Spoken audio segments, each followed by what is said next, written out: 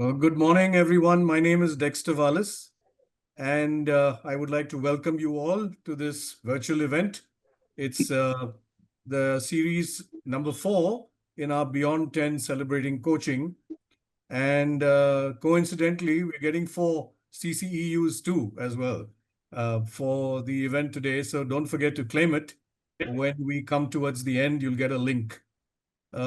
Brief protocols. Let's be on camera but off audio until we are requested to unmute and ask questions whenever that happens. I would like to offer our special thanks to our collaborating chapter, ICF Delhi-NCR Charter Chapter, for making this happen with us this time. We're grateful to have you here, and we're going to hear from some of you, and definitely we're looking forward to this collaboration. Thank you so much, ICF Delhi. I'd like to also welcome all of you participants and speakers and the invisible support system that we have here and at our homes to allow us to have this beautiful event on a Saturday. So thank you for investing your Saturday for this to happen and make it a wonderful experience for us all. We have 2 people who are going to be your hosts today. One is me, Dexter, and the other is Anne.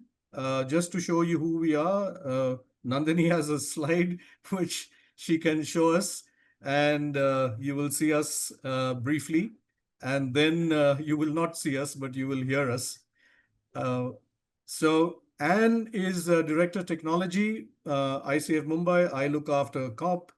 Anne is quite the celebrity. She has recently been chosen as a magazine poster front pager for the 25 most passionate and interesting women leaders. So we're really privileged to have Anne. Besides running to her every now and then for technology support, this is a side of her which we normally don't get to tap into, but thanks. Great, Anne, to have you here. Thank you, Dexter. So let's go straight to it. And the next session is going to be the presidents, where they will preside and welcome us all. We have Sanjeev Bhatia, president of ICF Mumbai Charter Chapter. And then we have an AV from Debeshi Chakraborty, who is the ICF Delhi-NCR Charter Chapter president. This will be followed by a keynote by Burzin Shahana from the corporate world. He's a C-suite leader for the last 20-25 years in the pharma industry.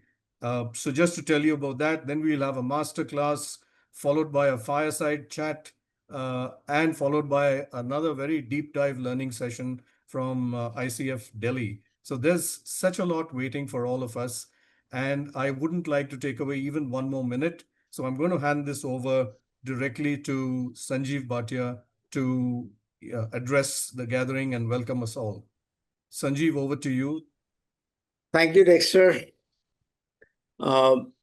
Namaskar and very warm welcome to each one of you who could make it early in the morning of Saturday in Mumbai and India. And some of you have joined from beyond India. So welcome to you as well. It's truly an honor to be hosting this event today in the presence of about 65 passionate, purposeful coaches from across India and overseas.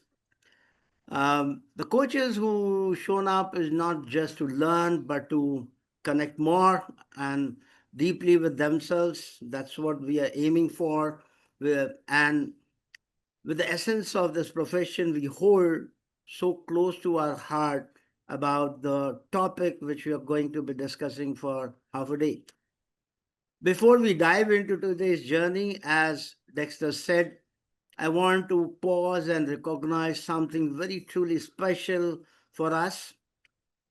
This is the first collaborative event of its kind, in true sense, where ICF coaching, continuing coach education CCU's credits have been jointly shared by the Mumbai and Delhi chapter. There's more than just the shared accreditation. It is a symbol of collaboration in the true sense, which we've been trying and not been getting through, but now we got it. It's about the mutual respect of the chapters, It is the spirit of the community over competition. It is a beautiful reminder that when we come together, we create something far, far greater than what we could do alone. And you're going to witness it today. Now let's turn to our attention to the theme that brings us all here. The EQ in the coaching. We are not today to dive into yet another framework of EQ. We are not going to dissect models or memorize new coaching tools. Today is about something deeper, quieter, and more essential for the coaches. What if, or rather, as a coach, we are trained to hold space. We ask powerful questions. That's what we have been doing. We listen actively, we mirror, we reframe, and we create safety. But there are moments, honest, human moments, where even the most seasoned of the coaches feel stirred. When the client's word touched something tender within us, I don't know how many of you have felt it. When the reaction from across the table quietly wakes up our own self-doubts. When our urge to give an answer drowns out our capacity to simply hold the emotions.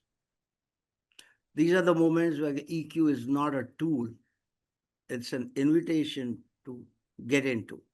An invitation to pause, to feel, to become curious than the critical, not just about the client, but ourselves. That's the moment we are going to talk about.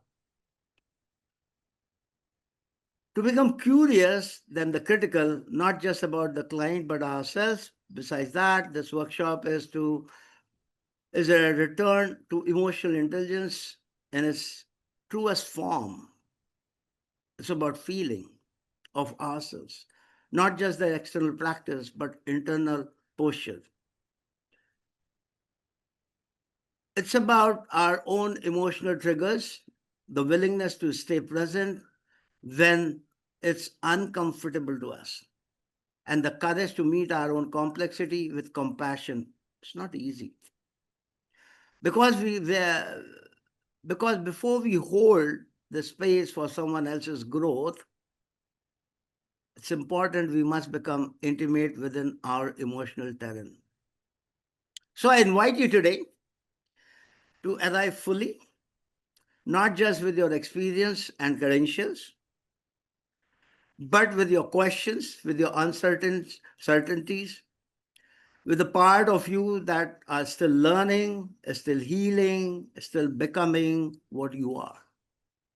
The space is not about the performance, it's about your presence. We are not here to master emotional intelligence for sure. We are here to embody it, even in this messiness, especially in the messiness I'm talking about, because that's where the transformation begins, as you know, in its raw form, unpolished, honest. The space where we can choose to be real instead of being right. That's what we fight for. We'll hear stories today. We'll be having a sessions talking about. You will reflect deeply. You'll get a chance. You will be invited into quiet moments that ask more your presence than your knowledge. That the most powerful shift in any coaching conversation doesn't begin with the technique. As you know, it's being with how we show up emotionally, energetically, and authenticity. So to all of you here, thanks for saying yes to the sessions. Thank you for showing up today, not just in this room of Zoom, but in the lives of those you coach. Thank you for the courage to explore EQ for yourself within you. And let's begin this experience with open heart, willingness to mend, and deep trust that whatever arises in the space is a part of our becoming. Let's feel it, Let's honor it. Let's facilitate from it. And welcome to the EQ workshops with a lot of speakers. They're the passionate ones. And believe me, you're going to enjoy it till the end. And you may be ending up saying, Dil maage more. Let's begin. Thank you. Thank you for those beautiful words, Sanjeev. And you're quite the poet too. Um, this Zoom room. Okay. With those words, we would not like to let you go till we present to you something that shows our appreciation. We have a certificate of appreciation for you, Sanjeev, for encouraging and supporting this collaboration. So I'll ask Nandini to flash the certificate and we shall give it to you virtually and post it to you too. I'm getting to. Oh, thank you very much. This came as a surprise. Thank you. Yes, we don't reveal everything to you, Sanjeev.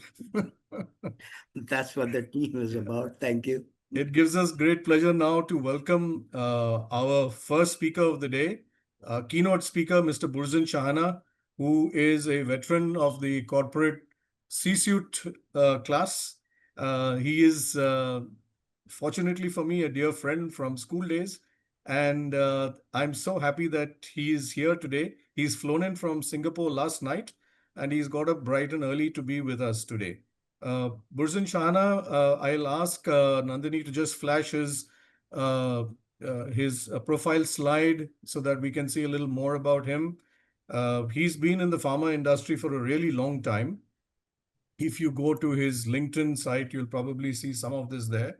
And you will know from when he talks that he's going to speak really from experience. He doesn't want to follow any theoretical framework.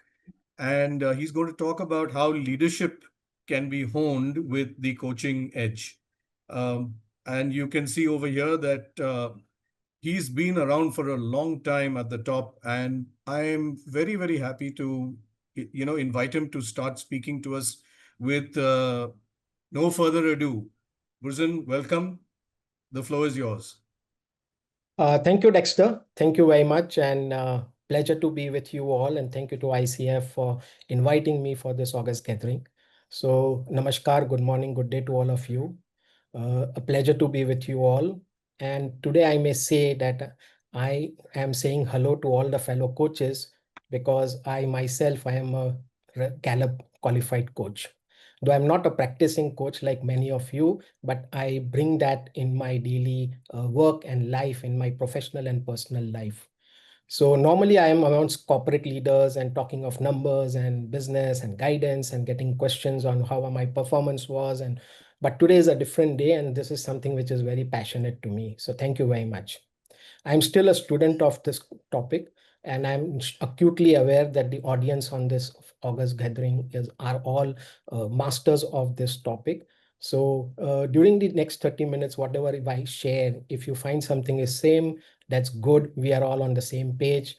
If you find what I say doesn't resonate with you, then I'm still learning, but I still rest my case.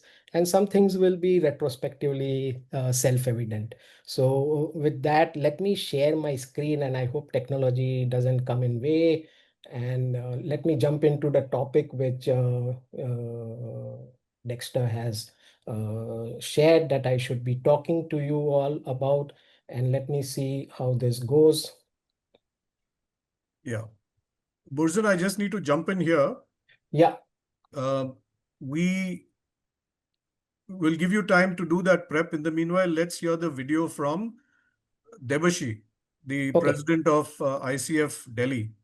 So So should while I you stop do your sharing? prep, we will use that time Yeah.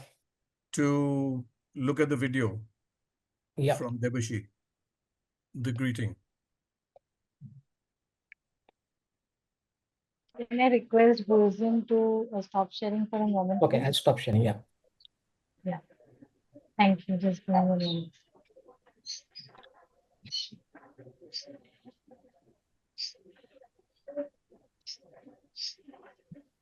Just a few There we months are. ago, India woke up to a devastating headline. A 26-year-old professional collapsed from a cardiac arrest. After a few weeks of non-stop work, skipping meals, rising with anxiety, ignored the chest pain. She didn't get a chance to say that she was not okay. Because in many workplaces, there is no place to feel, only pressure to deliver. This isn't a tragedy. This was a wake up call. And it brings us to why we are here today. In a world that celebrates hustle but silences hurt, coaching can go deeper. We can no longer coach the outcomes alone. We, as a coach, must coach the unspoken, the invisible, the emotionally urgent matter. So today's theme, coaching mindfully with EQ, isn't just a technique, it is a necessity because behind the sharpest minds are sometimes the most burdened hearts. Because burnout is silent until it isn't. And because coaching isn't about fixing, it's about feeling, sensing, holding the space. Coaching with emotional intelligence means we are here to learn what others miss. We tune in when performance is masking pain.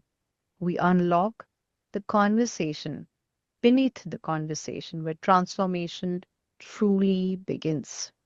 It's an honor today as a part of ICF Delhi-NCR Chapter to join hearts and hand with ICF Mumbai Chapter in shaping such a courageous, conscious conclave.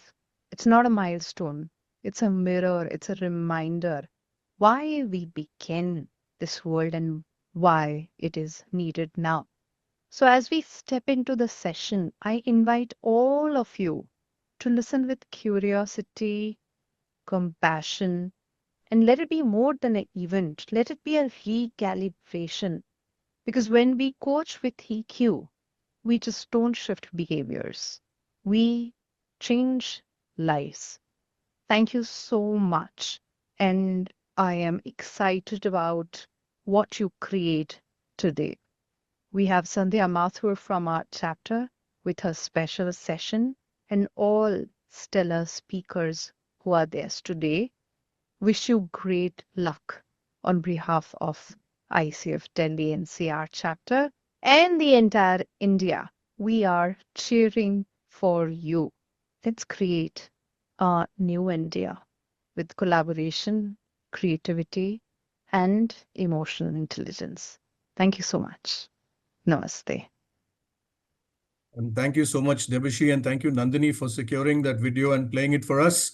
I loved the comment that sometimes behind the sharpest minds, there are the most burdened hearts. How true that is.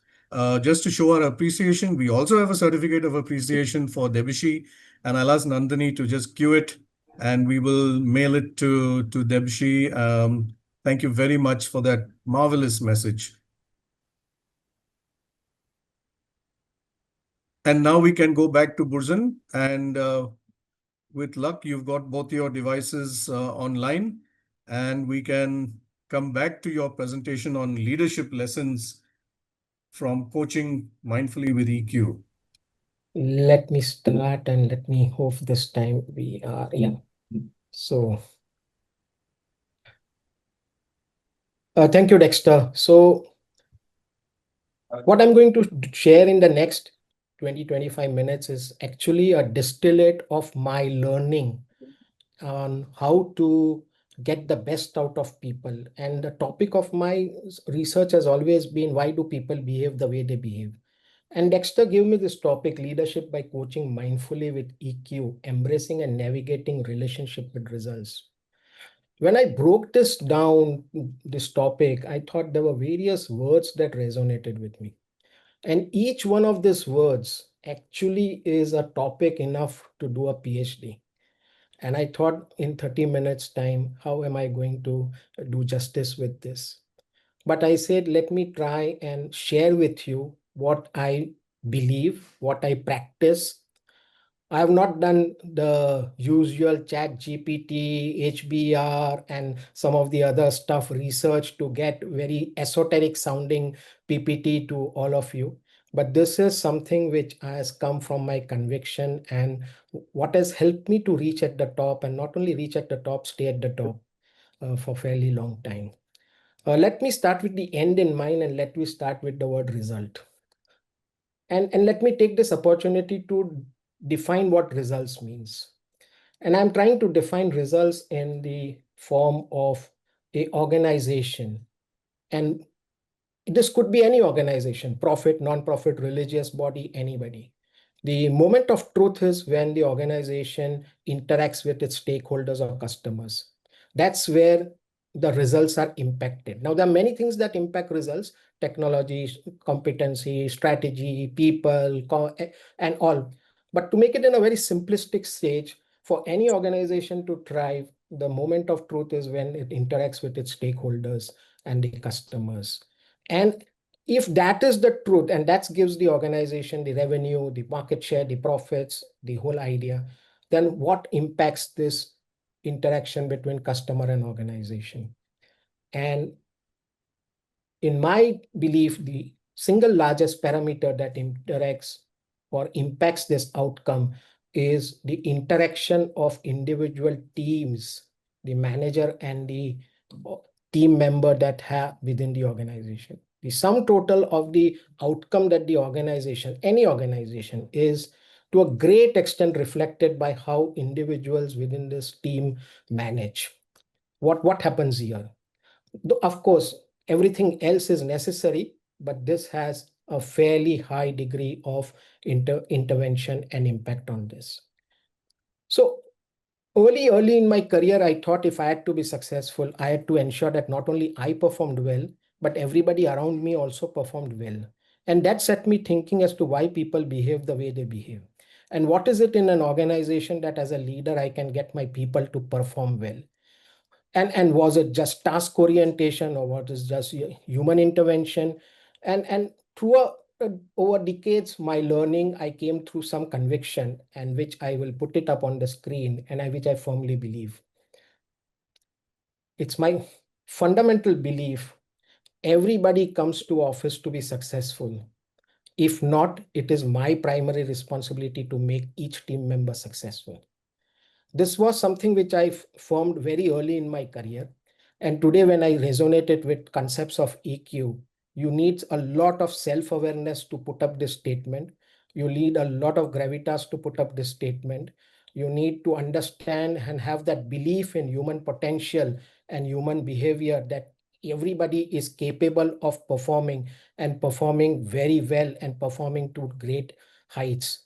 I am a strong fundamental believer that every individual has a lot of strengths, and every individual can perform. It's only a question of providing a right ecosystem to providing. And what is EQ? And when I learned about EQ, it's a self-regulation, understanding your own self, how you build relationships, social awareness, empathy. You all are masters in this. And this statement, in a way, embodies that feeling which I practice and I bring on the table every day in my career. And this has helped me significantly to build teams and build successful teams. Where is the opportunity to intervene? Let me take you through this, a little complicated one on this. Every individual in the organization knows what is the bare minimum output required to manage his job and how to perform. And they perform various activities, some below this level, some above this level. Many times we don't know which activity is being performed at which level by that individual. And in our effort to drive performance, we just do wholesome approach to increase the level of performance. But it's very important for a manager to cut through the clutter and understand which activity is happening at which level. And this, to my mind, is the potential for intervention in an organization for coaching. How do you coach, and where do you coach? And as a manager, you need to correctly identify for that particular individual, where is the opportunity to coach, which activities need to be brought up, which activities the person can perform at his peak potential, because every individual can perform a lot of activities at peak potential. And this, to my mind, is for my teams, I raised the bar significantly high so that they are able to perform at a very high potential, very fully knowing what each individual is capable of doing. So that's the opportunity to intervene, as I see. And in teams, you have various stakeholders. And what has helped me to interact with my team is what I call as a 1-minute breath stop. Many times as leaders, we enter into meeting rooms and we are charged with emotions. Things are going well, things are not going well, and we want to convey a message. But I take a deep breath to believe what's there happening in the person's mind. Why is the person behaving the way it's behaving? And can I first listen before I start charging and telling what I have in mind? Each intervention, is it one-on-one, where I'm interacting with the team or the team is interacting with me, is an opportunity to learn and understand the person, where he's the person coming from. And as a leader, this is so very important. This sounds very pediatric, but many times relationships break when you don't listen, when you don't understand the emotional makeup of where the person is coming from. They may have had a tragedy at home and they're coming to office, and we are trying to put a lot of performance related pressure on them, and they just crack up. They just don't make up. But is there a way to ensure that you understand that and bring that out in the conversation? To me, this is very important. You may have seen processions. Processions are a group of people moving from one place to another place. Aren't we in our individual journey also moving from one place to another place? Processions have got many people. Some of them don't know why they are moving from one place to another place. Some of them are paid to move from one place to another place. Some of them are very active. So do organizations have people who are just moving from one place to another place, keep on doing activities. Are the teams very engaged, or are the teams very disengaged? And a difference between a procession and a orderly organization is like an army marching. Everybody in the army is knowing what's the objective, what's the role that they have to play. There's tremendous amount of role clarity. People are marching in union. The grenadier knows what they have to do. The rifleman knows what they have to do. The tankman knows what they have to do. And there is complete synergy in every action. Very few organizations are able to get that. 50-60% of the people working in organizations never know why they are working and what they are working for. So instead of having just teams which are dependent on each other or independent, it is important to build interdependent teams. And what helps in working in an engaged environment is trust. Trust is absolutely important in any relationship, and I will dwell on it in my next slide. What happens is we take decisions, and where emotions come into play is our biasness. And not only open biasness, but unconscious biasness. I have seen people giving up only because of one element, which is feeling of biasness in the organization. The moment biasness steps in, people lose trust. And one single way of ensuring that you are able to get everybody to perform and to do is ensuring that you don't hurt anybody's emotions, and you are not biased, you're not unconsciously biased. The second most important thing is walk the talk. Do what you say and say what you do. It's very easy for me to tell people to do something, but if I'm not able to do it myself, I will never ask my team to do it. And it's because I just don't want to sound that, okay, since I'm in a leadership position, you have to do it. Most important is listening to me. That gives a pathway to open up and to share the emotions that individuals have, and to hear very carefully to not the what, but also the why, because that's extremely important. And clear thinking, why we do things the way we do things. It's important to share with people why we do things the way we do things. Otherwise, people don't understand, and you can hardly get an engaged team. For me, leadership is not a position. Leadership is not an authority. Leadership doesn't mean power, but it is responsibility that comes with it, to take care of my people, to take care of individuals, and to ensure that each individual feels healthy, each individual feels cared for, respected, and is willing and more enthusiastic to give more than 100% of what they can give, and raise the bar to the peak potential. In all this, what we build in the organization between any two people is relationship. And relationships are bedrocks in our life. We build relationships in our personal life. We build relationships in our professional life. So it set me thinking as to why do two people gel well? Why do two people don't gel well? Why does a group gel well? Why does a group doesn't gel well? What's the bedrock of relationship? Why does relationship thrive, or what happens when the relationships is not there? So my fundamental belief is relationship is based on two parameters. One is trust and one is risk. Any relationship, and there are a lot of emotions that get involved in this. So if the risk is very high and trust is very low, you'll end up in an India-Pakistan situation. You'll end up in a hartal, you'll end up in attrition, you'll end up a rupture of relationships, where the risk is very high, but the trust is extremely low. The relationship just ruptures. Low, it doesn't matter. It's a very distant kind of a relationship, not to worry about it.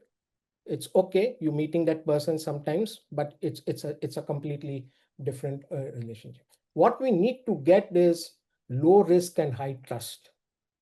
This is the relationship quadrant in you which you need to get the people into. And as coaches also, unless the coachee trusts us, if there's no trust between the coach and the coachee, that relationship will rupture. So my parameter to judge any relationship with my team or in my personal life is to see in this relationship, where is the level of trust and where is the level of risk. Reduce the level of risk and increase the trust. Do everything that you can do, and your relationships will flourish. You will get great outcomes. You will have people working and giving you more than necessary output, what is required. This is also an interesting relationship, but maybe we can dwell over it sometime later. Since we are talking of emotions, one of the basal emotion in people to perform in the leadership role is, how do you ensure that you give an enabling ecosystem for people to perform, and how is that emotionally satisfying? One aspect which I've realized, which has hindered significant outcomes, is fear and fear of failure. Fear is a basal emotion. Everybody has it. I had it before starting this presentation. That's called nervousness, but it's a basic fear. And one thing that hinders people from going all out and performing is fear of failure. You see this person, this gymnast, walking with a cycle, running a cycle on a rope. That's a very difficult task to perform. But what we don't see, or what's not visible in the picture, is there is a person on the ground, always walking on the ground while the person is performing on the rope. During the practice session, every time the person cycling fell down, the person on the ground caught that gymnast once, twice. So now today, the gymnast has lost the fear of falling and knows that if I fall, there is somebody on the ground to hold me.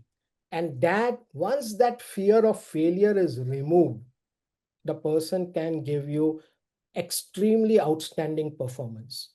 And managing that emotion of fear is so very important as a manager. Provide psychological safety. And I believe it is manager's responsibility to do that than anybody else in the organization.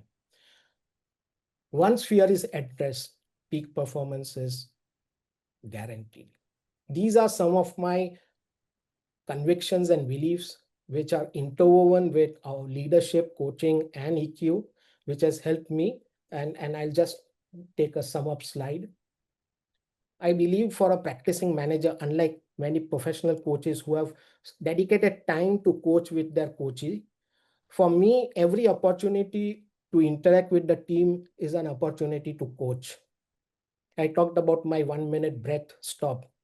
Before I speak, I always take a deep breath to understand and give an opportunity for the person to talk. As a manager, I take onus on me to bring in performance and to bring the best out of every individual. For me, self-discovery, self-discipline are key points to manage. Cut through the competition and prioritize clutter and prioritize the area of action. Increase the trust and reduce the risk. Eliminate fear. Be rational with rational, be emotional with emotional. And leadership is not a position, leadership is a responsibility. With that, I hope I've been able to do some justice to the topic and shared with you what I deeply and firmly believe. And I hand it over back to Dexter. Thank you very much. Wow, Burzin, we can see why you are at the top of leadership, because this is such a crisp and clear presentation on such a difficult topic, but you've broken it down with visuals, with lovely explanations to go with it. And you've beautifully segued into what Sanjeev Bhatia and Debeshi both said about this whole thing. And I can see Sanjeev is raising his hand, so we need to ask Sanjeev to speak and tell us what is on his mind. No, I'm not raising my hand. I'm just putting a clap because I love Burzin. Okay. Excellent thoughts. I think many of us, we could connect with our corporate life and being the coach both. And I think there are many more questions are there on the screen, and maybe somebody from our team can take it up. But believe me, I'm enjoying the entire session. Thanks, Thank you. Burzin. Yes, Yes. Yeah. thank you, Burzin. Thank you so much on sharing that framework in terms of risk and the balance between risk and trust. So there was a questions that came up on the chat group. There was one which says, what is the role of transparency in this framework? And the second one was on how is risk defined? So transparency helps build trust. So actually, transparency is a sub-component of the whole element of trust. Without transparency, you can't have trust. Without fairness, you can't have trust. If you are biased, many times you are subconsciously biased. I'll give you an example, recent example. I have a lady colleague of mine who was supposed to travel to a area which I considered not safe for ladies to travel. And when she shared that she wanted to visit that place, the first thing that came, oh, don't go, it's not safe for you. And I did that out of my concern for her safety, but she felt that you are underestimating me. And that is unconscious biasness. And I said, oh, I'm sorry, but do take precautions and please proceed with the travels. So these are in my life everyday opportunities that come where I have to ensure transparency, bias, unbiased behavior, and trust. So transparency is a complete element of building the trust. A lot of things that go in building the trust, not transparency. And sorry, and what was the second How part? is the risk defined in this matrix? Risk is anything that can derail the relationship or anything that can cause harm to the relationship or to in you as an individual or me as an individual. So when you look it up in husband and wife context or mother and child context, the beautiful relationship that exists between a mother and a small child, the mother is holding the child. Neither the child has any risk from the mother, neither the mother has any risk from the child. And both have immense trust in each other because they just that beautiful relationship. So that's the relationship where you have absolutely high risk and absolutely high trust and absolutely no risk. Nobody has risk from you. So in a relationship, the moment you feel that you're going to be hostile, you're going to cause harm to me, the risk level goes up. Okay, thank you so much. There's one more question about when an unconscious bias shows up, how can we tune in and address it in the conversation, managing our own triggers in this situation? A little bit of a complex thing to figure out what is invisible to you, but is going to affect the relationship. Yeah, so any ideas on that? Yeah. Dexter, many times what happens is maybe during the conversation you are not cognizant of the fact, but maybe retrospectively you become aware that because employees and colleagues do signal to you what's hit them. And it is very important to put it on the table, address it, and apologize if required. That yes, in that conversation that day, this kind of an activity happened. I realized that it was something which shouldn't have happened, and it's always better to acknowledge and do a conversation around it, acknowledge it, and get it out of the system. It just helps both the people to work smoothly. Yeah, I think humility is a big element in all this. To be Yes. able to manage that from the top, I think it's a wonderful signal. And I quite agree with you.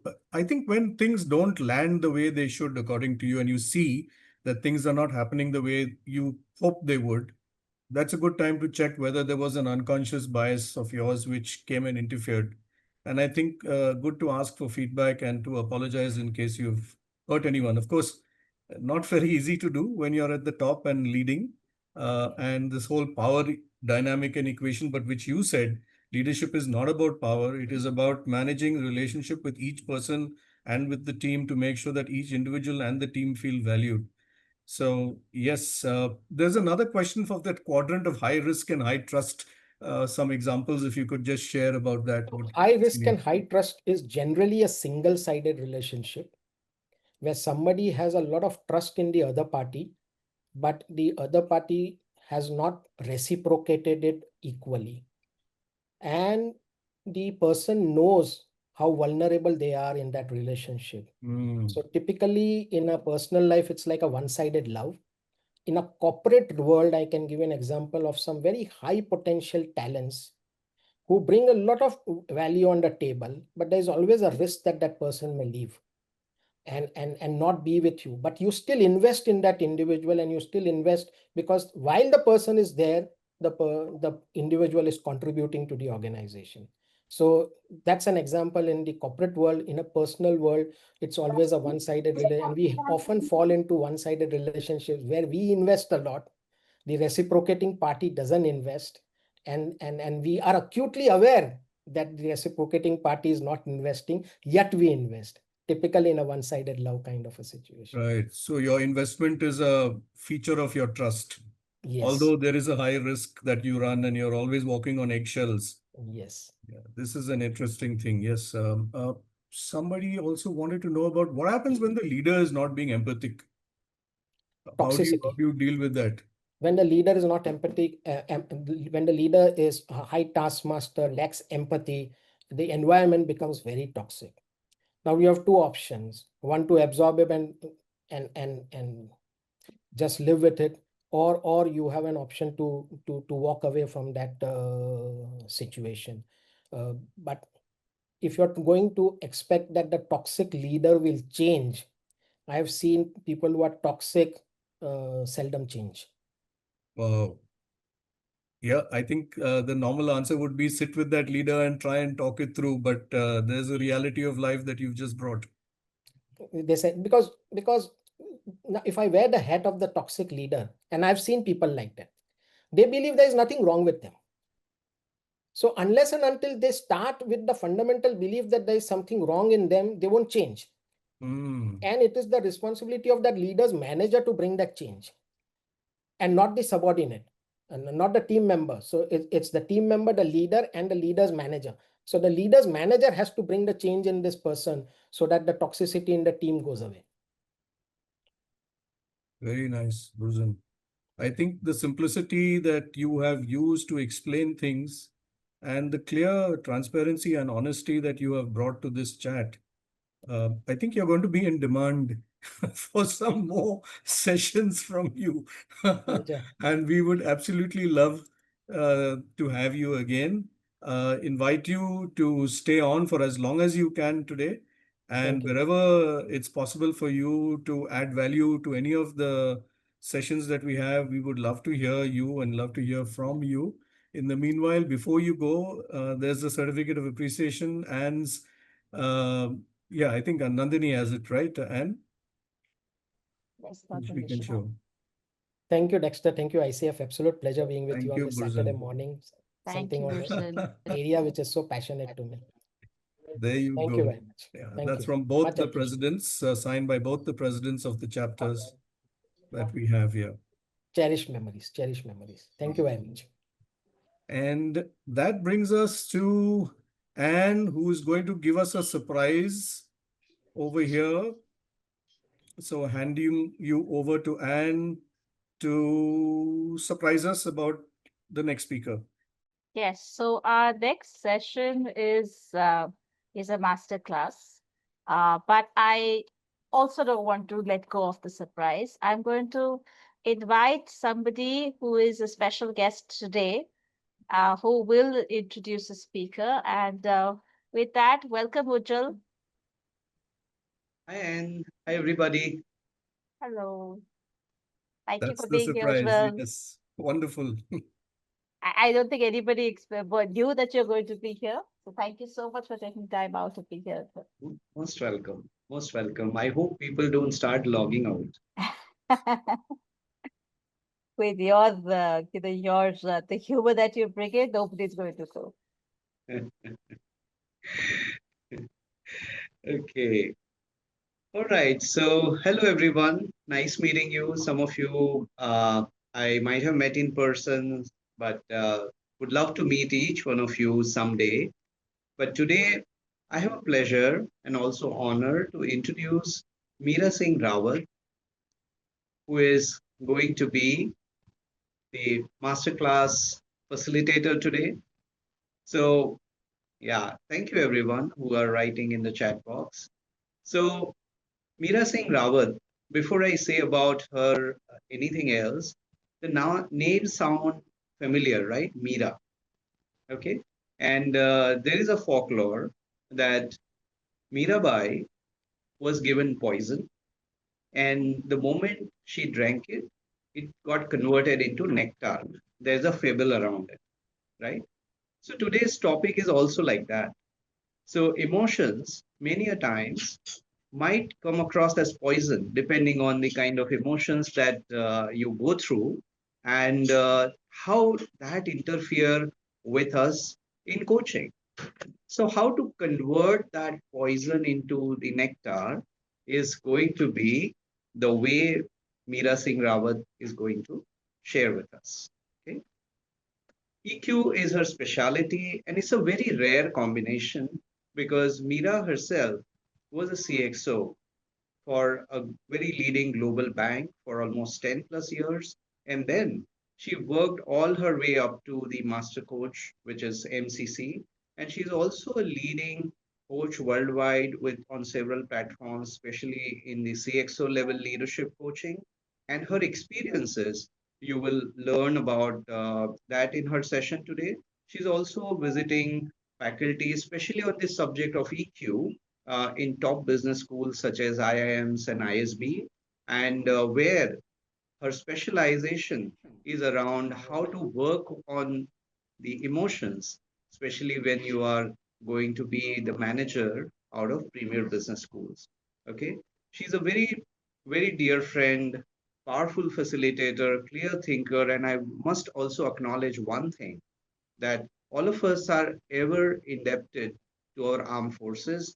And she is the daughter of one of the very senior army officers. So she has that discipline and that rigor and candor in her delivery. So not standing in between you and Meera. All of you have a wonderful session with her. And Meera, all the very best for your upcoming session. I'll stay on for a couple of minutes, and then I already have one coach training program going on. So with your permission, I'll quietly move out to facilitate that. Yeah. So after Ujjwal, thank you. you, I'll board my students over there. Yeah. Welcome, Ujjwal, Meera. thank you so much. Thank you so much. I couldn't have asked something better to get started today. Thank you for bringing that energy here. And as Dexter said, you can see the emotions on people's faces. The moment you came in, I could see on the chat, so many people warming up. So thank you for coming and warming up the audience for us. And I can see more people opening up the video cameras. So also helping us help people open up their cameras. Yeah. Thank you so much. And I know you have another training program going on and you have just stepped in over here for us. So appreciate. All right. Thank you everyone who have joined in. I can see the count is already at 89, which is huge on a Saturday morning, a little before 10:30 in the morning, right? But what I can see is hardly 10 or 11 cameras on. I'm not sure whether y'all don't like our faces or y'all don't want us to see your faces, but come on, guys, these are coaches, yeah? And a facilitator is only as good as the audience. So let's create some magic here. I'm sure quite a few of you were there on the 10th anniversary of ICF Mumbai Chapter, and we had created great magic over there. And I'm equally sure you all will be a great audience, but I would love to see some faces here. I would love to see some interaction, some engagement. So please do try and open your camera, even if it is for a short while, so we really get to see that fervor here, yeah? All right, so without much ado, let's get started. My time has started now, and I will just open my presentation so that we can get started. If somebody could give me a thumbs up by saying if y'all can see my, yeah, thank you. All right, so what are we talking about today? Mastering coaching energy, right?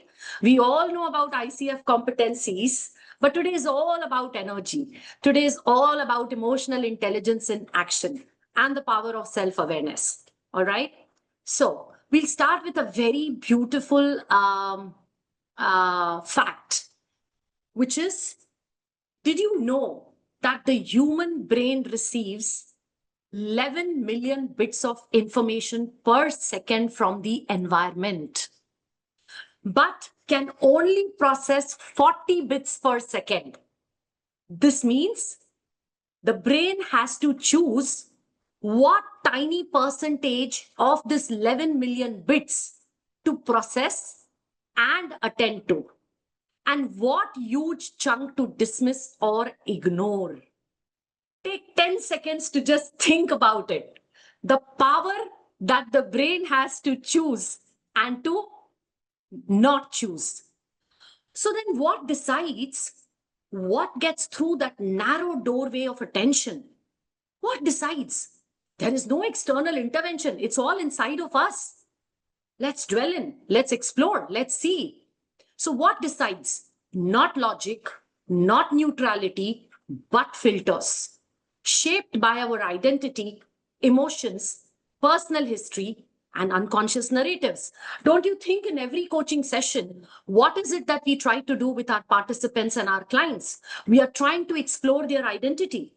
We are trying to explore their emotions. We are helping them go beyond their current thinking and unpack their personal history and their unconscious narratives. We are not super gods. We are humans, right? So our brain decides the filters. So is it not equally important for us to understand what energy, what identity, what emotions, what personal history, and what unconscious narratives we are bringing into the room? Yeah? Say a hi, give a thumbs up, tell me yes, tell me no. I would love to see something if this is resonating with you. Yeah? Put it on chat. Would love to see something that goes on, or maybe on emoji on the video. All right. As coaches, we pride ourselves on presence. And we are not just listening to the client. We are listening through ourselves, through our stories, through our assumptions, through our emotional echoes. Do we agree? This is why self-awareness is not optional in coaching. It is foundational. If we don't know what filters we are bringing into the room, our coaching becomes reactive instead of reflective. Yeah? And that's what today is all about. Bringing the unseen into awareness. Has that excited all of us so far? Has that already made us provoking our thoughts? Is that bringing a smile inside us? Oh, yes. We have seen this, we have heard this, we have got trained on this, but it's never enough, isn't it? One small thing and we get triggered. It's very human to be triggered. But what do we do with that trigger is what we are going to go through the journey in the next 60 minutes. All right? This is the overview. We are going to cover all these topics if time permits us, because we are also going to have a breakout room, which is going to be a huge activity, given that we have close to 100 participants already. We are going to lean in on our champ Nandini here. Today, we are going to explore a topic that is deeply human and foundational. So let's do a small micro exercise quickly in probably 60 seconds. Please write on chat. Emotional intelligence is the art of being dash. Whatever first word comes to your mind as coaches, please go ahead and type. I would love to see what's coming up over there. Yeah. So I'm going to read out some of the comments. Let's see what we are having. Intelligent with your emotions, self-aware, regulating emotions, managing your own emotions, self-aware. Beautiful. Self-aware is topping the chart. EQ is smart use of feelings, in control, mindful, foundational, grounded, present, observationalist. Amazing answers. Don't you think we all are already learning from each other? And if you see, everybody is talking about awareness in some or the other form. Yeah, I see Ashwin has written art of being present and meeting each moment with awareness of thoughts, feelings, and sensations in the body. Tuned into ours and others' emotions. Well said, Rajesh. All right. So empathetic. Yeah, authentic. All right. That's lovely. Emotional intelligence is the art of being aware, present, and intentional with emotion. This is what comes to my mind. Okay. But everything that you have written, because emotional intelligence is an umbrella. Okay. So this session is an invitation to reflect, to process, to relate, to respond in ourselves and in our clients. All right. Okay. Now, what are the learning objectives? The learning objectives of today's masterclass is to recognize emotional patterns, notice your triggers, apply simple practices to move from judgment to curiosity, and to hold space with compassion. All right.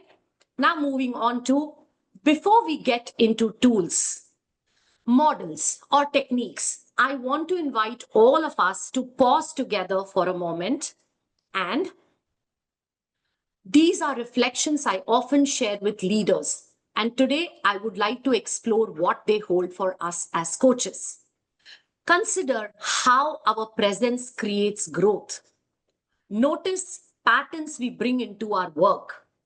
Remember, we are bundle of emotions first and coaches second. Yeah. If it resonates, keep putting thumbs up, keep writing on chat. And if any one of this learning objectives or any one of these exploration resonates with you, feel free to jot down in your notes which reflection feels most relevant for your own coaching practice today. Okay. Moving on to 5 truths. I always love to start with something that really stirs the inner self of ours. Okay. I had done recently a masterclass on emotional intelligence for leaders at ISB. I had started with this slide there, but the quotes were different there.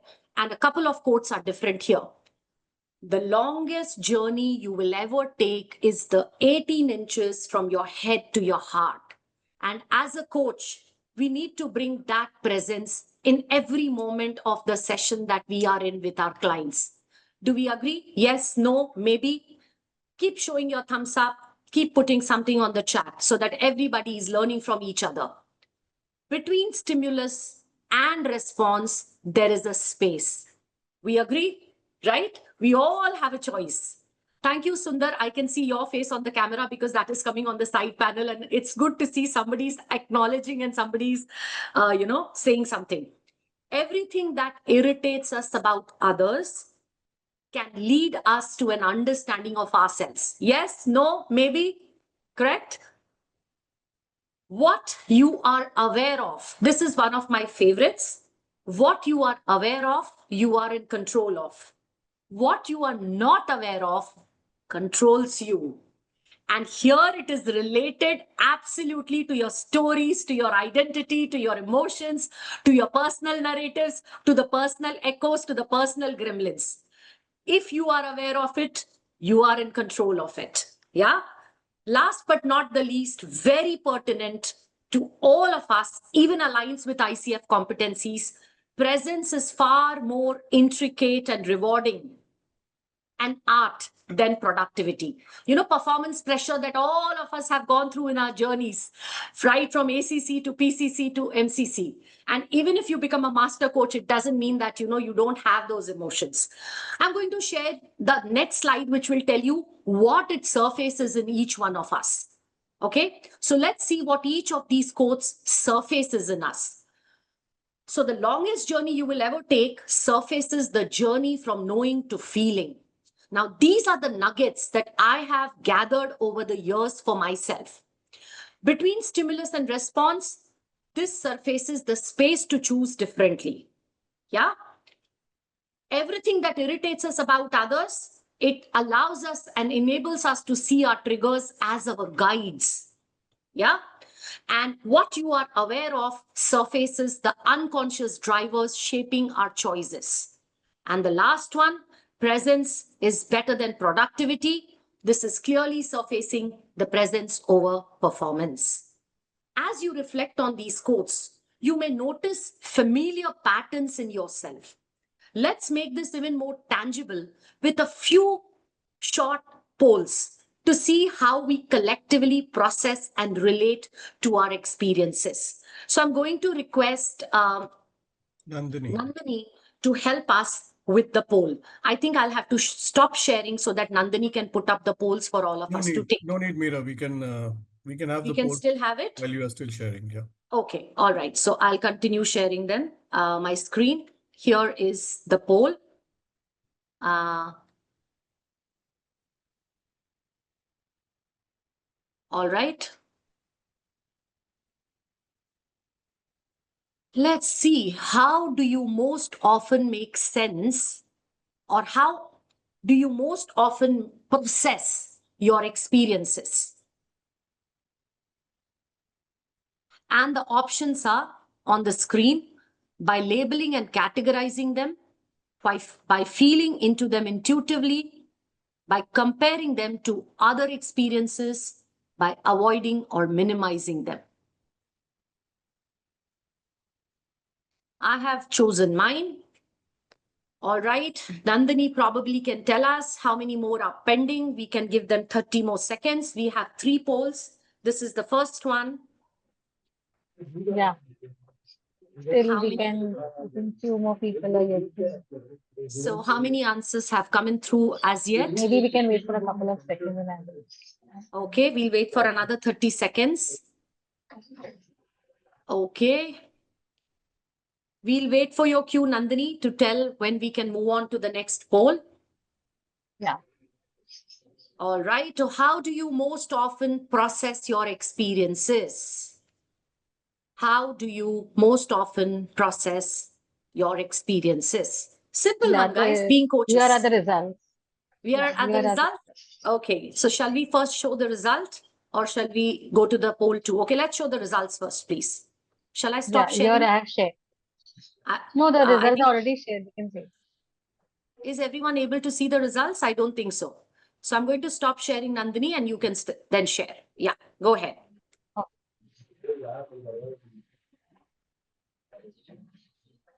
Beautiful. This is what I was expecting. Because as coaches, the first thing that we learn in our training is never avoid emotions or never minimize them. I can see a beautiful smile on Deepika's face, Deepika. Something really struck you there, right? Yeah, I can see people nodding. I can see Dilip also thinking about it, you know. Yeah. Sorry, what was that? All right. Okay. So clearly, by feeling into them intuitively is a winner. Let's go to poll number 2. Okay. So Nandini, if you can please publish poll number 2, I will share my screen so that people can see the options on the screen itself. How do you relate to your experiences? Metaphors. That is what we learn in our training, isn't it? How many of you liked it? Please give a thumbs up or say yes on chat, because video, very few people are there, but that will really make me happy because I put in a lot of heart and soul into this presentation. Thank you, Sadhanya. Thank you. So how do you relate to your experiences? Like stones, solid and labeled, like water, fluid and evolving, like mirrors, reflecting others back to me, or like walls, separate and protective? Go ahead and choose. I'm going to choose mine. I've done mine. Over to you all. How do you relate to your experiences? Like stones, like water, like mirrors, like walls.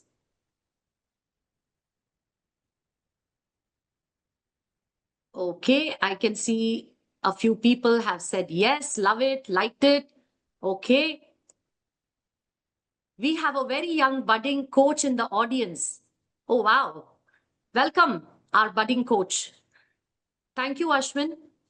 Yes, these are beautiful slides. And yes, there is a lot of process and you will enjoy it more further as we go ahead. Nandini, are we good to move on to the next? Yeah, should I share the results? Yes, please. I'll stop sharing. All right, again, the big winner topping the chart is like water, fluid and evolving. We all love to be that. And thank you to ICF and thank you to all the coach training institutes. And thank you for all the trainings that we have attended as leaders or as executives or as whatever role you play in your life. I think this is one thing which is common, that we are always taught, right, in our schools, in our colleges, by our teachers, by our parents, how to evolve, right? So no surprises over there. Great. Thank you for participating. Let's move on to the next poll, the third and the last poll in the series. Nandini, please, if you can help us. Here is the third poll. The way I process and relate to my experiences, how does that show up when I coach? Now, that's a loaded question, okay? And let's be authentic, right? Over here. I am most aware of my emotions and reactions. I'm most aware of my professional role and skills. Both are present for me equally. It shifts depending on the moment. Please go and take your call.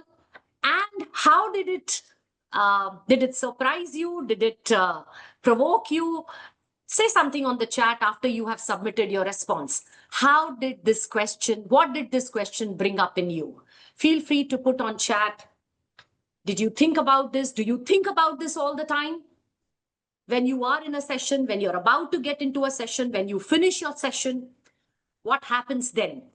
This is a very reflective masterclass. The more you participate, the more you're going to take away from here. Because if I am the only one who's going to be talking, it will not be accumulative learning. I am just one person and we are more than 90 people on the class today. So the more you guys share, the more all of us will learn. I would love to take away some nuggets from all of you. So Nandini, I can see on the chat, very stimulating, go with the flow, always back of my mind, tempting to choose a dishonest answer. Shripad, I love that. Okay. And I also remember you from my Hogan days, and you know, this streak of ours keeps coming up. Okay. Yes. Ravi says, yes, this is continuous and evaluating best option. Ashwin says it's about dancing in the moment. I was waiting for that. Being aware, watching, witnessing, and unfolding shows up as a mirror. Very powerful, Dilip. And Sundar says, these days I'm not conscious about these. I think it happens. Now that's mastery, Sundar. Yeah. Debeshi says, sometimes item 1 and 2 are in conflict. Well said.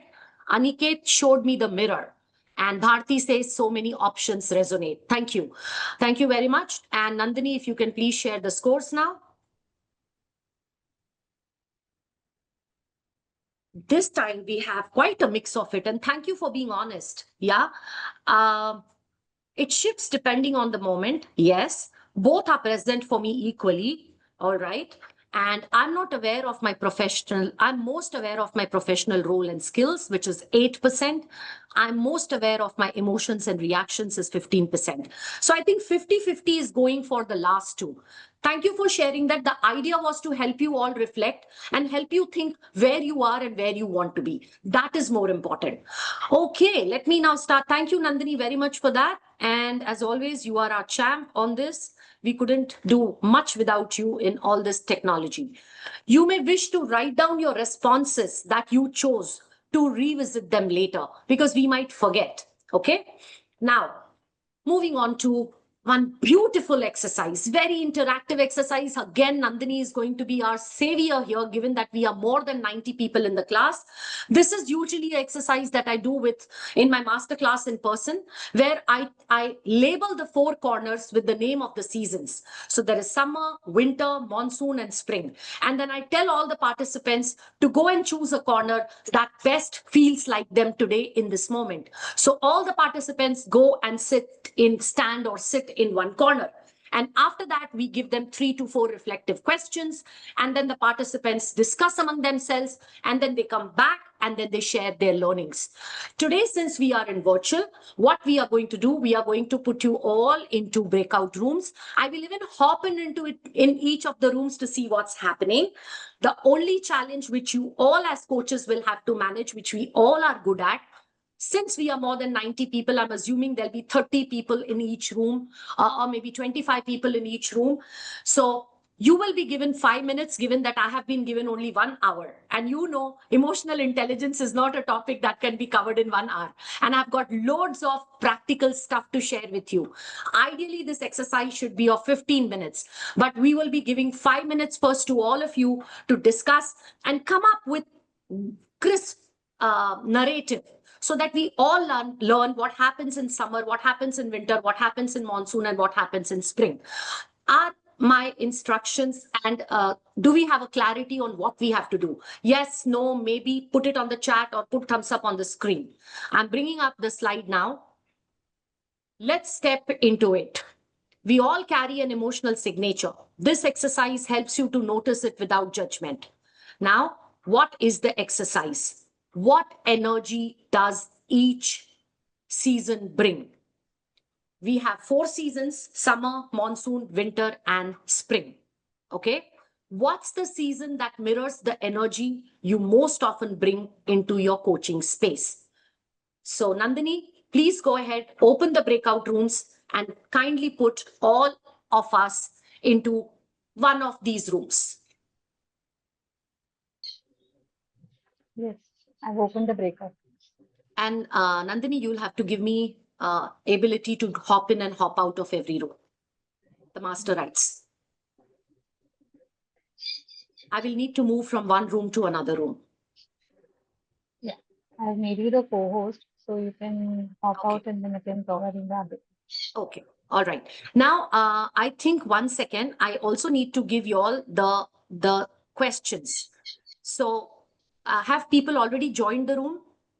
Yeah, people have already joined. Most of them have joined. They have joined already. So how will they know what questions they have to do? Can you bring them out and then bring them back? Is that possible? Can you end the breakout room? I'm so sorry, Nandini. Yeah, I should have put the slide and told them to take a picture. No problem. No problem. No problem. I will.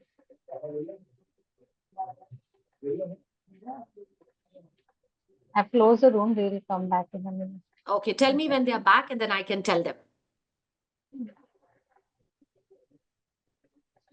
It's still closing in 50 seconds, it is showing. But yeah, Yeah. we wait. They'll be wondering what happened. Why are we coming back? Isn't it? Yeah. Winter when we stepped in. Winter stepped in. Winter stepped in. Winter stepped in. Cloudy, dark, withdrawn. And the monsoon rained on the parade. Yes.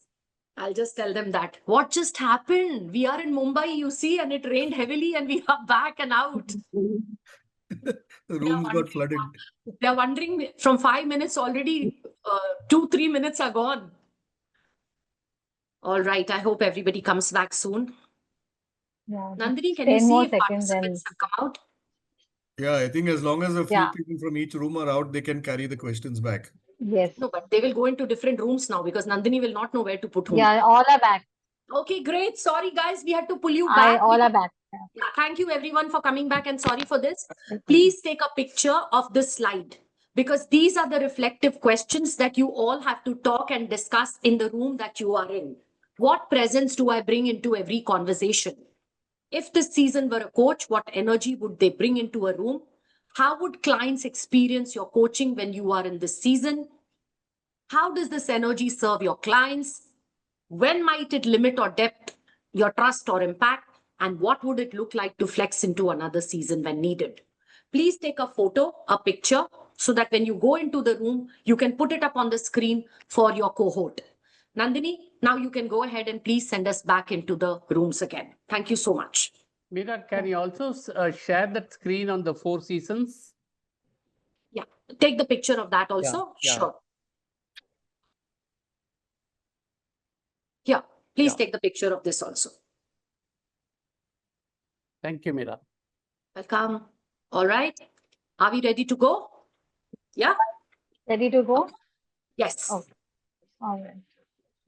Okay, so we all are back, and I hope all of you can decide who will talk, because we have just another probably 20 minutes left for this masterclass, and there is a lot of content which is to be covered. But it would be unfair if we don't have some sound bites, given that you all spoke. So I'll start with Spring. Can somebody just speak for 1 minute? We will spend one minute for each season. This requires actually a half an hour or a 20 minutes exercise and talking. Okay. So from Spring, who would like to talk? Is that Dharmishta? Sita? Dr. Sita yeah. Gupta? Please go ahead. Please go ahead. Yeah, see, in the group, I was focusing on the Spring because I think curiosity is something which is very, very important, vital for the coach. And also, to capture the curiosity of the client. But I did take away from the group that, yes, all seasons have to be focused on. That's very important. And to understand the context of the client to move into the other seasons also.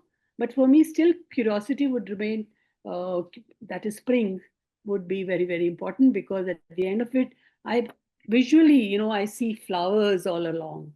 All around, I see flowers. And that gives a feeling of joy, which I can transmit to my coachee also. Thank you. Meera, can I add in here? Yes, yes. Yes. Thank you so much, Dr. Sita, for adding this. So I would also like to add that when we embody the spring season as a coach, I think one of our team members, when we were in the group, this came up beautifully, that it's the beginning of the year, right? We are pushing in for goals. There's a lot of goal setting happening, even in the coaching session, right? So this is the energy that we are embodying with curiosity and light. We are charging ahead. There's a lot of energy involved in even in spring, right? Like she said, it's full of colors, and we are pushing in for some sort of creation, as we notice, right? So this is what we have observed.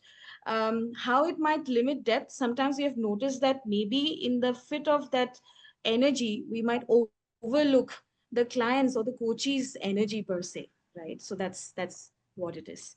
Yeah, thank you. Right. Thank you. Thank you. Thank you so much, guys. Given that all of us will not be able to share what's in our mind, keep typing on the chat, because we can take a printout of the chat.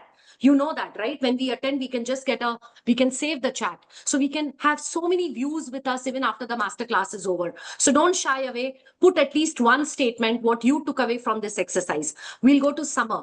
Who's going to be the spokesperson in Summer? Have you all decided who will talk I for can Summer do and that. share?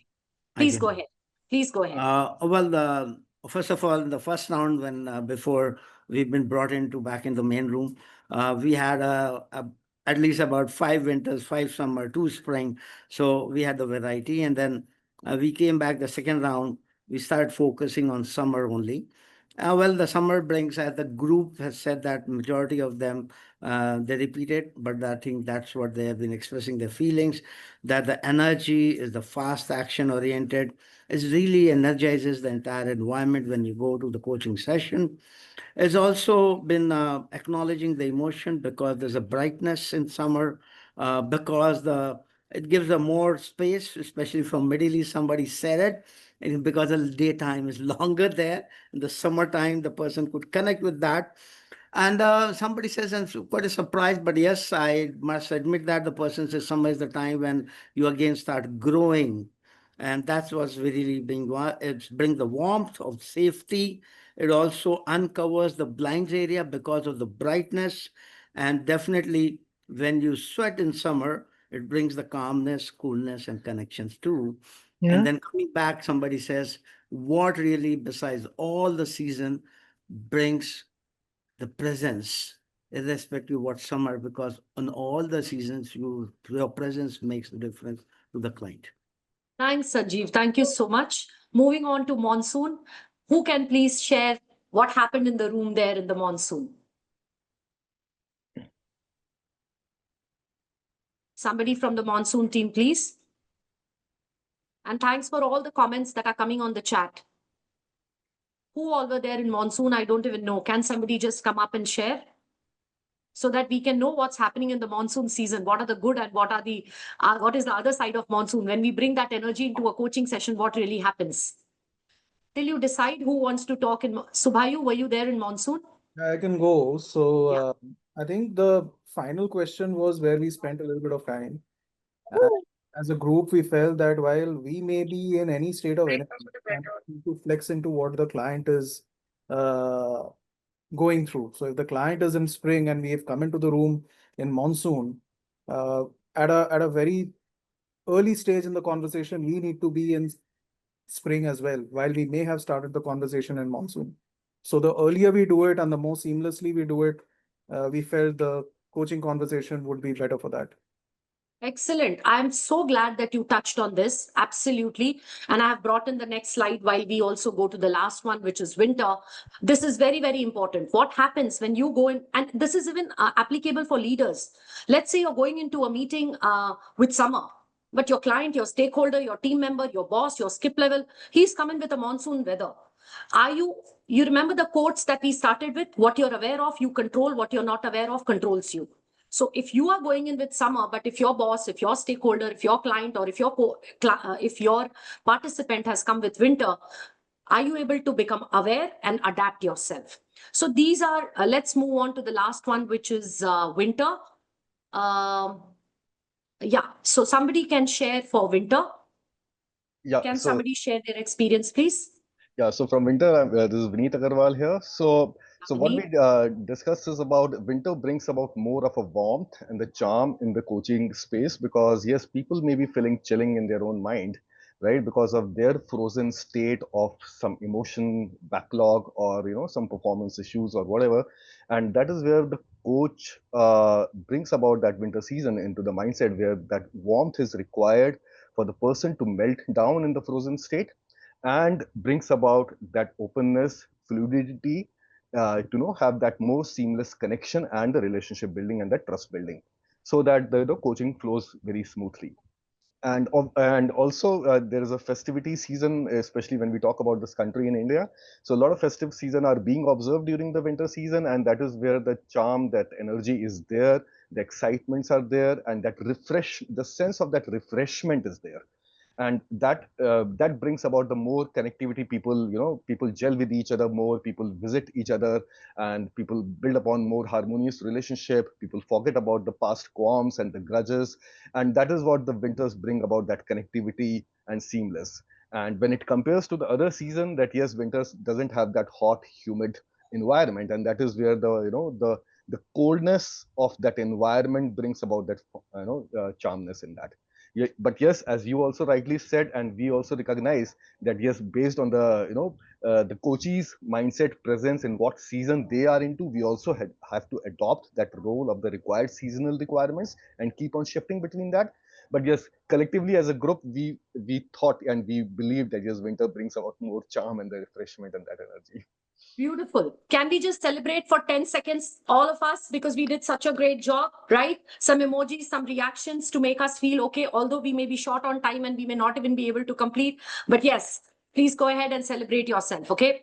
I'm going to now share my slide back. I don't know how much I'm going to be able to complete here, but yeah. So let's go into triggers, okay? Going into triggers. Now, why are we even talking about triggers? Recognizing and working with your reactions. Okay. This section is about understanding those moments, our triggers, and how we can work with them rather than be swayed by them. Why are we even talking about triggers? We are coaches. We are coaches and we think that we don't get triggered. This is what we would like to believe. But we are a bundle of emotions first. We agreed, all of us, right? So why are we talking about triggers? Let me bring that. What is there in it for us as coaches? Did you know that noticing our triggers and choosing how to work with them enables us embody the ICF competencies more fully? Let's see how. Now, you know what are the important competencies, whichever level we are at. So embodies a coaching mindset is a very critical competency. Triggers help us to reveal where our self-awareness works continuously. Cultivates trust and safety. We cannot operate unless we create that trust and safety for our clients. What does trigger do? Unmanaged triggers can quietly erode safety. Maintains presence. Without that, the client will not feel there is authenticity. What does trigger do? Triggers test our capacity to stay present. Listen actively. That's the biggest strength of a coach.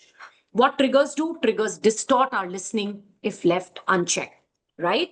If this slide resonated with you, just make the note for yourself, take a screenshot so that you can reflect on it later, all right? Now, let's look at some examples of triggers that are common in everyday coaching relationship. What kind of client behaviors or situations tend to trigger you? I'm going to give 60 seconds by the clock. Please make note in your own diaries. What kind of client behaviors or situations tend to trigger you?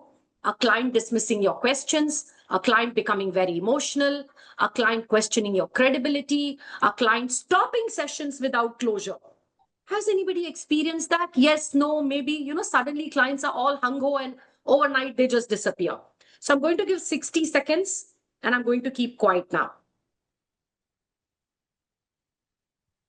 These are just examples. It can be any trigger of your own. Please write that. This is also applicable for all the non-coaches who are there on the masterclass. What is one or two triggers that you recognize in your own leadership? All right, the time is up. And what patterns do you notice in what triggers you? I would highly recommend that you'll take a screenshot of this slide. Because we are short on time, this was again supposed to be a very interactive engagement exercise. Because after you have noted down one or two triggers of yours, okay, the next thing that you have to ask yourself is what patterns do you notice in what triggers you? What story do you tell yourself in those moments? How do you feel in your body when you are triggered? And what helps you come back to presence? If I will open the floor for conversation, you and I both know that we would love to talk about this. Am I right? Yes, no on the chat, maybe something, so that I decide whether I give 5 minutes to this exercise or we move on. Depending on what you all put on the chat, we are going to decide whether we are going to spend here a couple of minutes or we are going to go on the next slide. So if you all want a discussion on this, please share on chat so that we know that a lot of people are interested. Yeah, but I like what Dexter has said, felt like attacking back, but counted to 10 and smiled to trick my mind. Okay, Seema says, let's discuss this. But I don't think out of 90 people, any more people have said. So thank you for that, sharing that. But let me move on. When we can name these patterns, we create the possibility of responding with more intention. Okay. Now, triggers in everyday coaching. Please go ahead. This is gold. I did a lot of research to bring together some of the common triggers. Feel free to take a screenshot. This is based on the theme. What kind of triggers can come up? You've seen that glorious wheel of emotions. It is something like that. Okay. So there are different types of triggers: resistance, energy, ego, boundaries, values, performance, disruptions. So go ahead and take this screenshot. Okay. Now, what were the takeaways? The goal is not to eliminate triggers. It is to become familiar with them so you can respond with intention, not reaction. This awareness is the foundation for moving from judgment to curiosity. So let's go into a case study. Okay. Please read the case study. Coach Ravi is an experienced executive coach. He's worked with a client called Daniel for almost 6 months. Client Daniel is smart, analytical, and highly respected in his organization. But he often comes to sessions with the same frustration. My team just is not stepping up. I feel like I'm the only one who cares. Week after week, Coach Ravi asks questions to help Daniel see new perspectives. But today, Daniel interrupts him. I don't want more questions. I just want to know what you think I should do. Coach Ravi feels a tightening in his chest. Outwardly, he stays calm, but inwardly, an armor is taking over. let's take probably 3 minutes to answer the reflective questions. What are the reflective questions? What judgments might Coach Ravi be experiencing in this moment? What emotions could be underneath that armor? If you were Coach Ravi, what might curiosity look like? We'll take 3 minutes and our time starts now.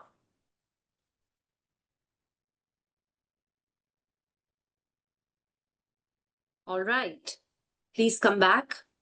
Now, again, this definitely would require all of us to discuss, because so many coaches, so many minds, so many thoughts, so many approaches to it. We have quite a few senior coaches also today on the masterclass. Maru, can I invite you? Is that okay with you to share some nuggets on this? What comes to your mind when you saw this? Being a master coach yourself, a lot of coaches over here would love to hear what went through your mind when you read this case study. I don't know if Maruk is still there. Maruk, are you there? I don't see her, Meera. She's not there? No, I don't see Okay, her. I saw her when that exercise was there. So maybe, she stepped out. All right. Is there anybody who would like to share on these 3 questions so that everyone can hear and can have some thoughts? We won't be able to invite everybody. Anybody who wants to share the first question which was there? Yeah, please go ahead. Please go ahead. And what judgments might Coach Ravi be experiencing in this moment? So I think one of the things here to be present to your role as a coach, and if you've done your inner work, I think one thing is about not interjecting what is happening in the moment. And I think being present to that and just echoing what I'm feeling right now, Ravi, is that a lot of anger. And I'm wondering whom this anger belongs to. And you can also metaphorically or somatically describe that I'm feeling my chest constricted. And I'm wondering this anger, what's it all about?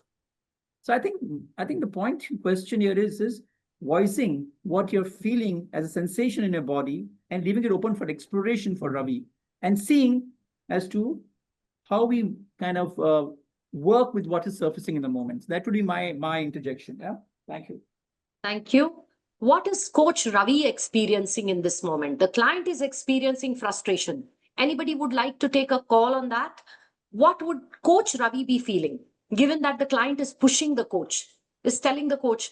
And can I say something? Yes, please go ahead. I think it would be dilemma. Like we are often tend to give solutions. Like sometimes clients force us to give solutions. So that's the dilemma that coach might be facing. Like he's asking me directly that give me a solution. What should I do? Shall I stick to my coaching ethics or shall I give into client's requirement? Excellent. Excellent. That's an everyday dilemma. And the previous speaker, he also beautifully answered the third question. He answered, if he was Coach Ravi, what curiosity might look like here. So you rightly said it's an everyday dilemma.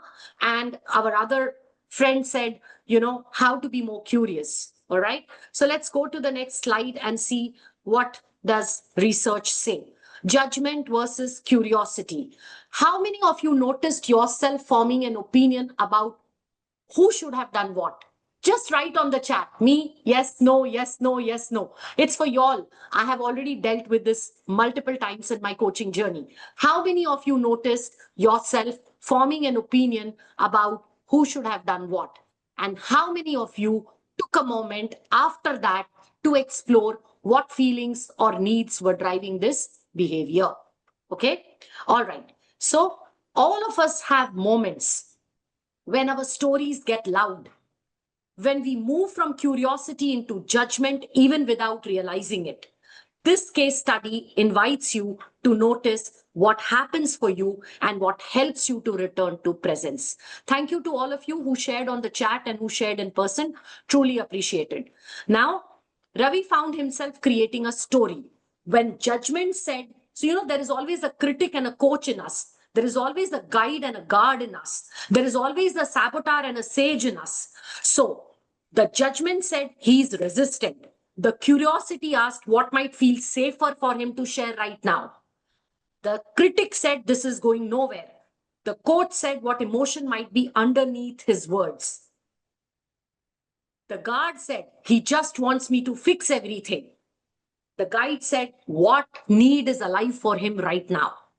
And the saboteur said, he just is complaining again. The sage said, what am I reacting to here? All right, feel free to take a screenshot. All right, moving now. Judgment feels protective, but closes the door to curiosity. Do we agree? Yes, no, maybe, right? Great. Thanks, Dilip. All right, moving to why choose curiosity? It creates space for intention over reaction. What are the mantras to anchor? Whenever you are stuck in that dilemma, just put this on a sticky note and put it till the time it becomes a part of you and your DNA. Every time when an emotion or a trigger comes up in your mind, as a coach, as a leader, as whatever role you're playing, as a parent, just ask yourself, what else could be true? Or pause, breathe, and get curious. As we saw in Ravi's experience, it is so human to slip into judgment when something feels hard. Let's explore a simple framework that helps us shift from judgment back to curiosity. Now, this is a trademarked approach. Even when we know we want to show up, it helps to have a practice we can lean on in the moment. SNAP is a protocol you can use anytime you feel yourself getting pulled. So before you use SNAP, you have to ask yourself these 3 questions. What is my default energy when I get triggered? What signals tell me that I am slipping? And what energy will I practice pivoting to? Before you practice SNAP, what I'm going to show you in the next slide, you have to ask these 3 questions to yourself. If Dexter and the ICF committee had been kind enough to give us 2 hours, we would have practiced each of this framework over here and we would have learned from each other. But given that we have only what time we have, please note down or take a screenshot. And now I give you the SNAP protocol. SNAP is stop, notice, ask, pivot. In the moment when you are with the client and you have got triggered, this is your anchor word, SNAP, which is take a pause, what energy I am in, what does this client need right now, shift to the energy that serves best. I may be in summer, the client needs winter, he needs warmth, okay? He needs nothing structured. He needs something which is easy, free-flowing, right? That's possible. So SNAP. We cannot spend more time on this, so I hope you all have taken a screenshot. Moving on to next. When I feel myself speeding up to fix, I snap. I stop, I notice I'm in summer, I ask what's needed, containment, I pivot, I slow down my tone, and I offer my space. Before we close, I invite you to pause and consider, what do you want to carry forward from today? Let's take a few moments to reflect and to commit to one small practice, okay? So, as you leave this session, consider what will you practice noticing more often in your coaching? How will you pause when your own story gets loud? Where can you choose curiosity over judgment? Okay? So please, before we go, take a moment to write down one small practice that you will carry in your next coaching conversation. Go ahead and write down. It is for you to look later on after this masterclass is over. The mantra that I always remind myself is, and which is always on my laptop, presence brings the moment you choose to get curious. Presence begins the moment you choose to get curious. So the word presence and curious are always on my desk when I am coaching, because it is their journey. It is not our journey. It's all about them. It's not about us. But as we saw in the first slide, 11 million bits of information and only 40 bits are processed. And they go through filters, and they go through filters of our own journey. And that is why curious, curious, curious, curious, curious. That's the mantra which will bring us back to presence. Okay? Now, bringing it all together. Here we go. So we looked at how quickly we slip into judgment, right? So curiosity opens the door to connection. Today, we explored how emotions, our emotions, and our clients' emotions influence what happens in coaching, right? Because each time you pause to ask what else could be true, you are choosing a different kind of presence, right? My invitation is simple: not to be perfect, not to never get triggered, but to keep noticing. And thank you for bringing your openness and courage to this session. I can't wait to see how your presence shapes your coaching practice. Yeah. And now comes your toolkit. This is what I am going to attach right now in the chat for all those who are present here today for the class to take away. All right. How many of you would like to have this? Say yes, no, maybe in the chat.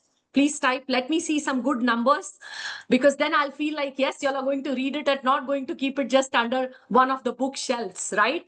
It needs to be.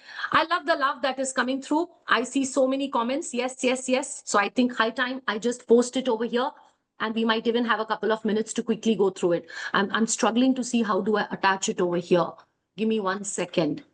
Nandini, is there a way to attach it? Yeah, I can see it. Yeah, I can see it. Fine. Yeah, in the chat you can. Yeah, I saw that. Just a second.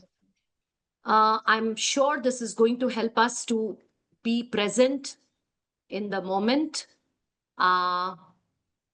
Here you go. Please say yes if you all can see it. Thank you, Vivek. Can you see it? Say yes. Are you able to download it? Yeah, Deepak, thank you for giving a thumbs up. That means it's available. Thank you so much. I'll just open the toolkit quickly over here for us to see it before we go, what all is there in it. So please give me 1 second. I'm just opening my file. Here it is. Have you all guys downloaded it? Because once we leave the session, it is not going to be there. And I'm going to now share the toolkit over here. Here we go. Please confirm if you're able to see my screen. Thumbs up. Yes, thank you, Tanya. Okay, so here are the contents. The first one is the judgment versus curiosity card. The second is the integration practice guide, daily practices. Third one is emotions vocabulary map, where you can see your core feelings, the feelings that surface, and the needs beneath it. Then you have the recommended learning list, the books, the podcast, and the articles. Then you have got the reflection toolkit, which is self-reflection, journaling, and values clarification exercise. And finally, the SNAP protocol cheat sheet.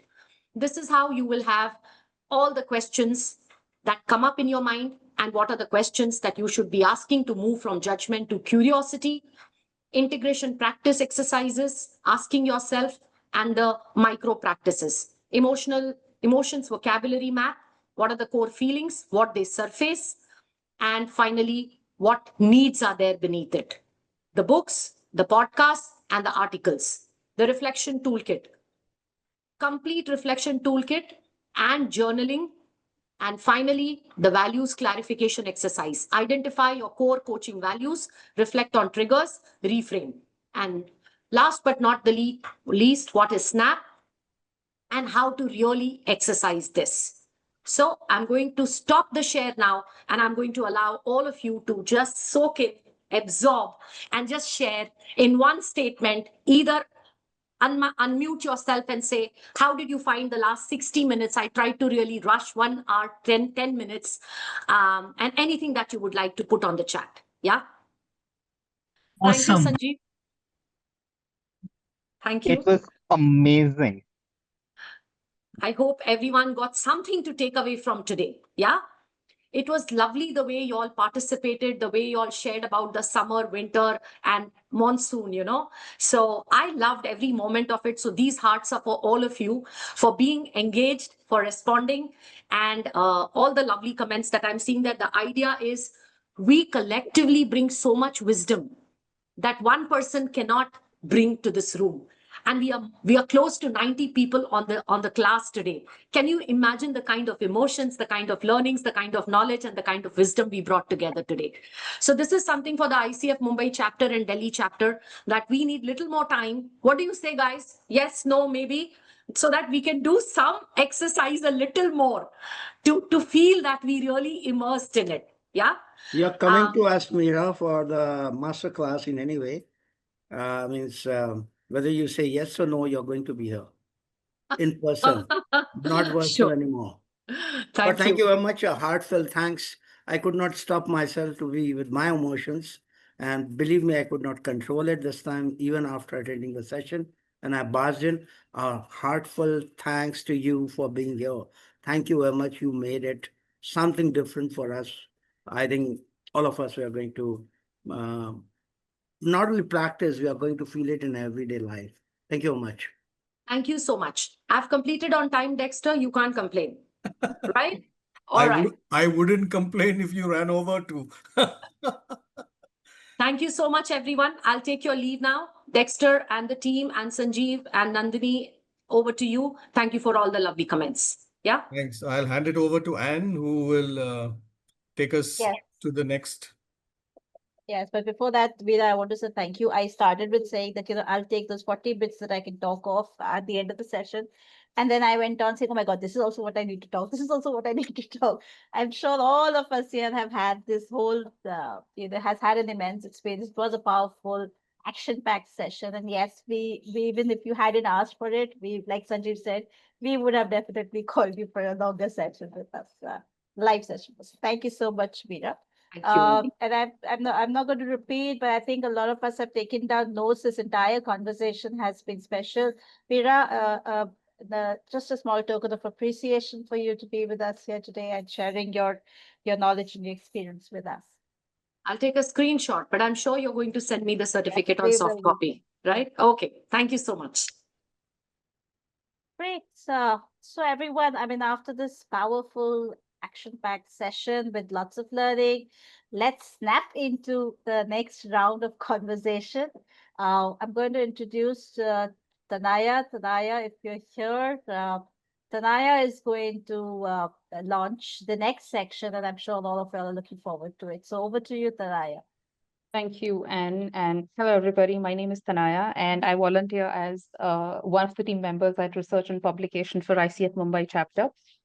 I'm pleased to release the newsletter for this month, and Nandini will soon share it with all of you. So this month's newsletter, we explore the deeper layers of leadership and coaching, where presence matters more than performance, and listening becomes a radical art of connection. From mining humanity's forgotten empathy to navigating dual roles in the boardroom and the coaching space, each piece in this newsletter invites pause and introspection. We also have a section on the roundup of events of what happened in June that ICF Mumbai Charter Chapter shared and conducted for all of you all. And here's the newsletter. I think Nandini should also share a copy in the chat for all people from other chapters who may not have received a copy. We invite articles from all the chapter members, whether outside from Mumbai or from the other chapters, including Delhi and all other chapters that you might be present. I will share the email address with you in the chat where you could share your articles. And we look forward to hosting more voices, more thoughts, more masterpieces in the upcoming ICF Mumbai Charter Chapter newsletter. So we hope you enjoyed this version. And I look forward to seeing you all in the next month's Beyond 10 series to launch the next month's newsletter. And I think Dexter shared that a break is coming up, so I'll hand it back to Anne. And meanwhile, we'll work on sharing a soft copy of the newsletter with you in the chat here. Thank you, Tanaya. Yes, we will now all move into a short break of 15 minutes. But while you're on the break, please keep an eye here. We are going to play 2 AVs. This is from the chapters, the Delhi chapter and the Mumbai chapter, as we've celebrated our 10-year anniversary this year. So continue to watch the videos while we come back in 15 minutes. So 11:55, we hope to see all of you back here.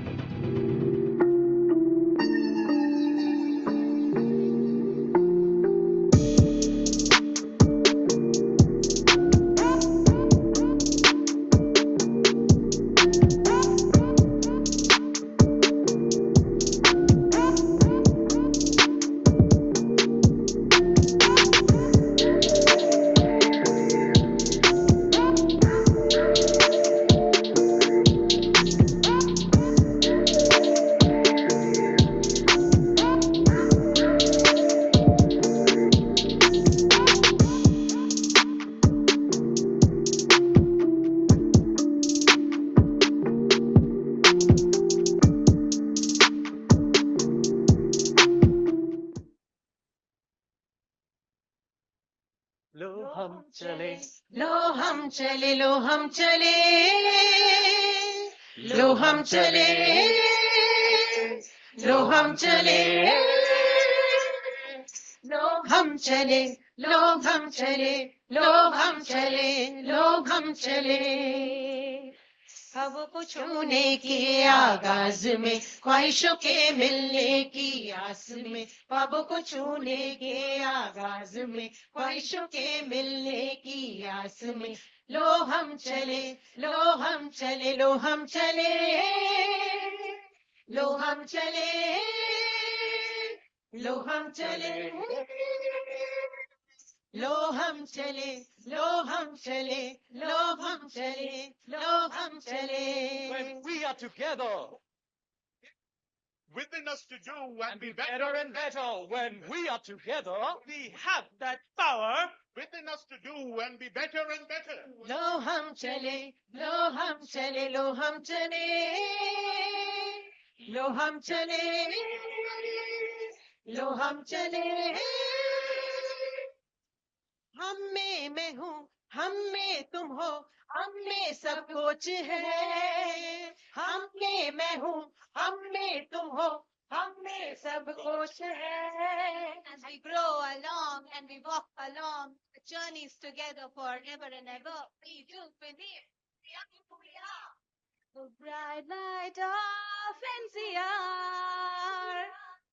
हम है ICF NCR, कभी न माने हार। हम है ICF NCR, कुछ खास करने को यार। ढेरों आशाएं लेकर हम चले, ढेरों आशाएं लेकर हम चले, लो हम चले, लो हम चले, लो हम चले। At this point, on your sheet, it's not over. Picture abhi baki hai. The last section we would want all of us to join, because now from Hum Chale, Lo Hum Chale, we are moving to Ab Hum Chale. So please join in over here. Join in over here. अब हम चले, La la la la la la la la la la la। हम चले, everyone, चले, अब हम चले, अब हम चले, अब हम चले, अब हम चले, अब हम चले। हम हैं ICF NCR, कभी न come on, हम हैं ICF, हर मुश्किल करे NCR, कभी न माने हार। हम हैं ICF NCR, हर मुश्किल करे पार। हम हैं ICF NCR, हर न माने हार। हम हैं ICF, very good, thank you. हर मुश्किल करे पार। अब हम चले, अब हम चले, अब हम चले।